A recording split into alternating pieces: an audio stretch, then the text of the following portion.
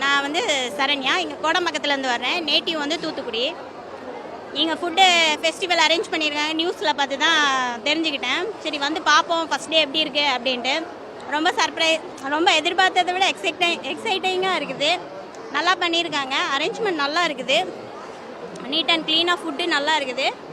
எல்லா டிஸ்ட்ரிக்டோட ஃபுட்டுமே ஒரே இடத்துல கிடைக்கிறது வந்து ரொம்ப ஒரு நல்ல ஒரு அரேஞ்ச்மெண்ட் பண்ணியிருக்காங்க.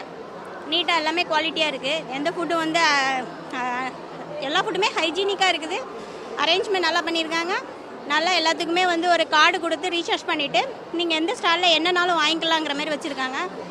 நான் வந்து கன்னியாகுமரி மீனும் கிழங்கும் ட்ரை பண்ணேன், நல்லா இருக்குது.